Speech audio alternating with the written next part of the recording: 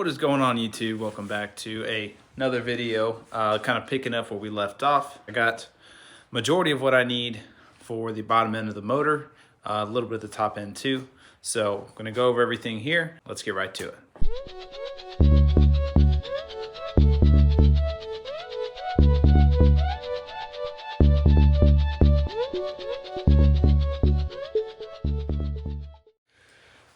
Pretty pumped. Finally got the parts in. I want to wait and see if there was any kind of deals going on, stuff like that, just being that it's close to the holidays, and managed to find a couple things and a couple extra things I wasn't planning on getting but ended up getting. We'll go over that when they come in. But the main thing is I got all the parts I need to put the bottom end or get the bottom end put together. If you haven't watched the last videos to kind of understand, or you're new to the channel, go back and watch the previous video on where we're at with this car, because it'll explain a lot more and you won't be lost, yada, yada, yada. Long story short, I got some forged parts to go into the bottom end of this 5.3 LC9, and we're gonna go over them just real quick, then go take them to the machine shop locally here and have them install it. And then we'll pick up where we left off once we get the bottom end back, start thrashing and put all these parts that are literally scattered everywhere. It looks like a mess, but it's an organized mess, back together. Everything pretty much top end is going to be going back the same. Motor already has studs, gaskets, fun stuff, cleaning, put it back together, fire it up. That's the plan. Just going to show everything real fast and then take this over to them. Pretty much this is a standard, you can find this on their website, H-beam, Texas Speed, drop-in kit for the Gen 453s. What it comes with is your rods. It's their TSB rod. It says it's good for 900, but that's, you know, safely for 900. We know that's been proven with stock parts to do better than that. So being forged rods, those are going to definitely handle what we need to last, pretty much. Second part was Johnson's. These are 2116 LSRs.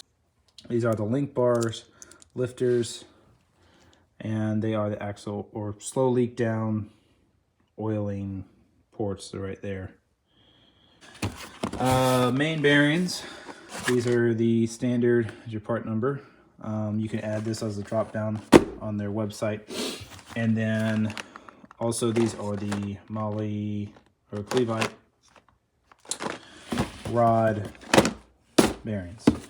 And then what you also get in this kit is AE pistons. There's your stuff right there, part numbers. No balance required. I'm gonna see if the guy putting this together for me just wants to double take on the balancing just to make sure, but per Texas Speed, because I had to call them to verify, is 4 grams of balance. So it's balanced within 4 grams is what I'm saying. And that is supposed to be okay. I verified with the builder that he was like, okay, that sounds pretty good. With use of the stock crank, that's the crucial part. You have to use the stock crank to go with this kit. My crank was fine, just getting it polished and the block clean. So this is your rods, pistons, bearings, pretty much full bottom end. He's also gonna be putting cam bearings in there for me just because they looked okay-ish, but we're gonna do it because it's there. So everything literally we rebuilt in the motor. It'll be decked, heads are already done, and they're getting fancy parts. This is a forged piston too. You can read it on their website. I'm not gonna go into crazy detail, just showing you what it is, what it looks like. I'll pop open this box, show you a fancy piston, and then I gotta go take this to him because I want this done yesterday and I hate being down. Even though it's pretty much done for racing wise, I'd rather just be done with it. Put it all behind me and be ready for next year, focus on other things. I'll show you these pistons and then I'm gonna go drop this off. We will pick up when I get the motor back. What you also get, last part of it here, these are gonna be obviously your pistons, everything included. This is a dished, see a little bit of a dish there, like 2 cc's, flat top piston, no valve relief or anything like that. So this will actually raise my compression to about a 10 to 2 to 1 or 10 to 1 compression, somewhere in that realm. With running the gaskets and everything like that, just use a calculator. online to figure that out. And then the ring pins, the clips for those, ring set. So just to show you a brief rundown of what all comes in this drop-in kit. But these are pretty nice. I love how it has the extra holes for the oiling. So we'll see how these do. I'm really curious about the balancing thing. I don't know why. Maybe I'm just tripping or overthinking it, but not a bad piece for the price. So let's just hope they hold up and make us go fast. I don't know, something. But yeah, so that's pretty much it. I'm gonna take these over to the machine shop, start soaking these lifters in oil. Started wiping things down and you hear a little pointless stuff, gonna, you know, do that thing. Yep, I'm gonna run this over and we will pick right back up. Oh, sorry I didn't see you there. I was too busy cleaning up the motor we got back. This whole 5.3 rod and piston combo, nothing crazy, but probably make 1,000 horsepower now. So now that we got this puppy back, we're gonna get it in there, but we need push rods first. So in the meantime, we're gonna go over everything, get you up to speed. That's right, we have the motor back. I'm stoked. Just before Christmas we got it, and it is almost ready to rock and roll. To kind of give you the rundown of everything, this is a Gen 453 stock crank. So as you saw earlier in the video, you saw the parts that were going in it. They're now in it. Pretty much assembled from top to bottom with brand new everything, front cover, gaskets, you name it, rings, I mean, the whole 9 yards, it's all done. Reuse a lot of the same stuff, had it in a pile over here. Now it's back on here. It was already studded from previous owners, so that's a plus, didn't have to buy those things. Little stuff, I mean, it kind of adds up when you get to it, as you know, if you've built engines before or anything really, but a lot of stuff that was still good were reused. So we are left with ordering push rods. It is easy if you have the right tools to do it. Let's say you have your motor fully assembled. Since I am now running a different lifter, I'm running the Johnsons, and also had the deck, the heads decked. So we lost a little bit of deck thickness. So we have to measure for push rods now. So stock is a 7.4 inch push rod, and those are no longer in here. So to counter that, we need to measure with adjustable push rod. So you adjust it, unscrew it, and long story short, how that works, I'm going to show you real quick. All right, so tools you'll need if you're going to be measuring your push rods is adjustable push rod tool, digital caliper. Now to measure this, you're going to want the motor on the cam lobe space circle. And through another video, there's plenty of videos on YouTube how to do this. Pretty much, put your socket and ratchet on the crank. If you have it assembled like I do, because a lot of you will be doing this in the car, and you're going to rotate the motor over with your thumb.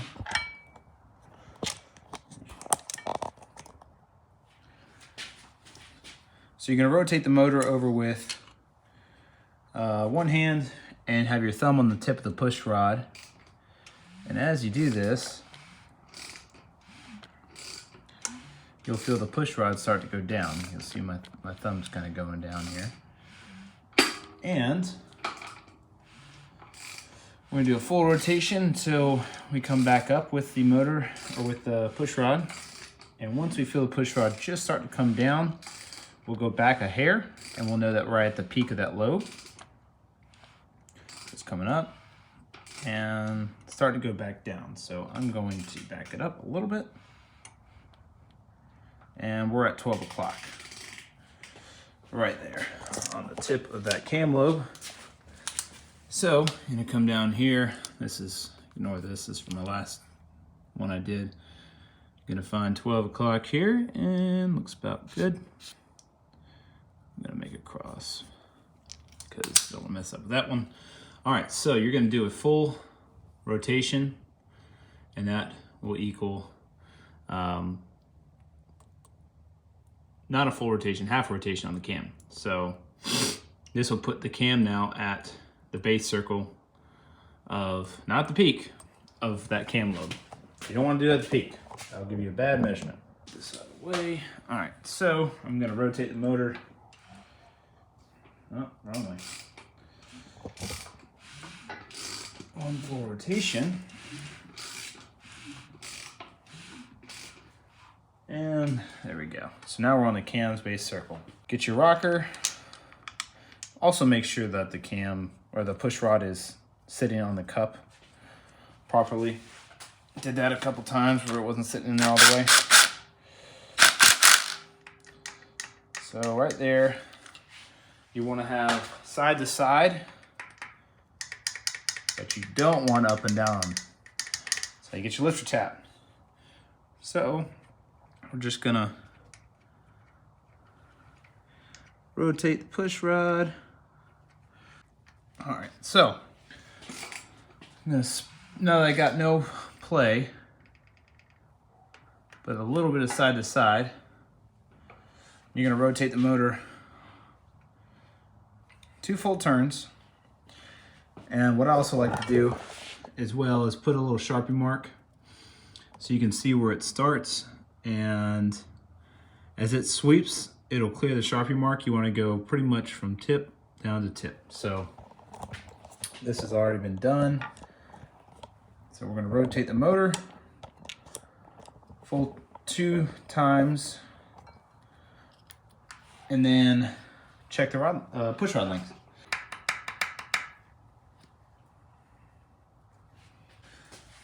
Alrighty, so pull the rocker off. Now be careful because these do want to move very easily.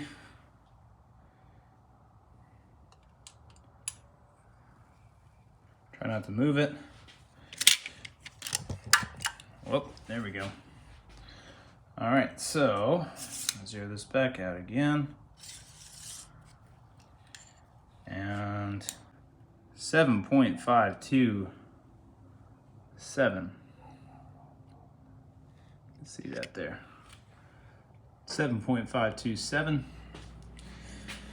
That is for this individual one. Now you need to measure all 16, preferably at the same temperature.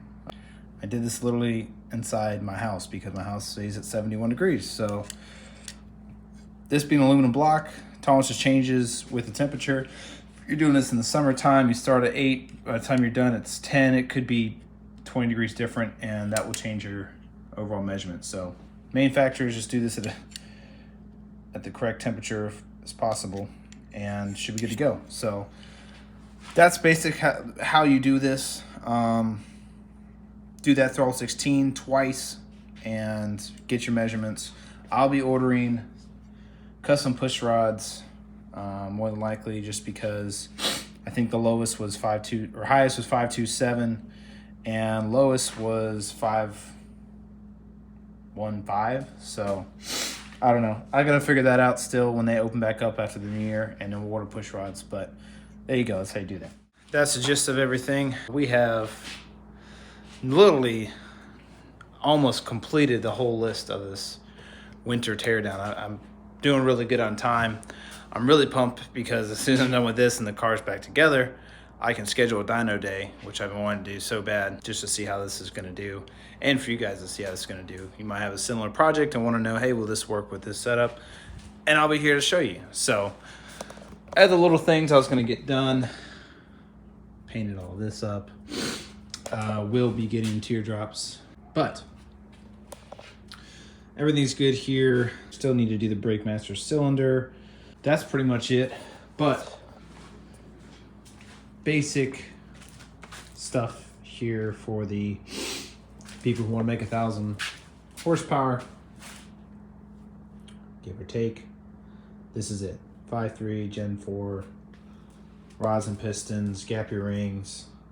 Gap these. This is the 26 on the top ring, 28 on the bottom, just because I believe it should be probably around 30 pounds of boost. But always talk to the piston people that you order yours from. ARP headsets. Got the ICT billet front cover with the DOD BTR small bore head gaskets, $7.99 heads. Oh, I am gonna get another coolant crossover line there. God, I just want this in there. That's it. That's all I'm saying. That's what I mean. Also doing basic maintenance, transmission filter, run-in, eye guard. But that is probably going to be it. Give me an overview of what you should do if you want to. Not saying you have to. What it takes to build a 5.3 for boost or for whatever you're doing. Yeah, whatever you plan on spending, double it. Unfortunately, that's how racing goes. You're gonna always end up spending more than what you thought on the little stuff like filters and braking oil, spark plugs. Doesn't sound like a lot, but the little stuff adds up. That's all I'm saying. Like gaskets for everything, if you're gonna do it right, seal it up right, coolant crossover. I mean, all that little stuff, it might be, over $100. Some people that's a lot, some people that's like, whatever, I don't care. That's fine. But it will be more than what you think it is. I will say that. I won't say people say just double the number. No.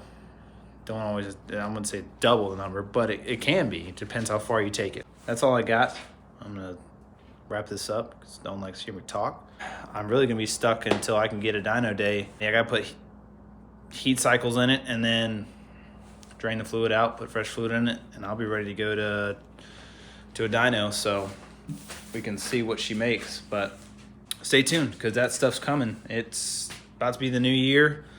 If time's available and it lines up, might be able to go to end of January, beginning of February. We'll see. Just kind of depends on availability, but I'll keep you posted. And thank everyone for watching and subscribing. I've been kind of very lonely on the content. That will be changing here once we can get this thing rolling and start going to events. It's wintertime. This stuff happens. People don't show this stuff a lot of the times. This is the part of racing that isn't so exciting, but those who do it understand it, and it's what it takes. I mean, you see the list. That stuff happens. Use good parts, quality advice. I will see you on the next one. Thank you. Peace.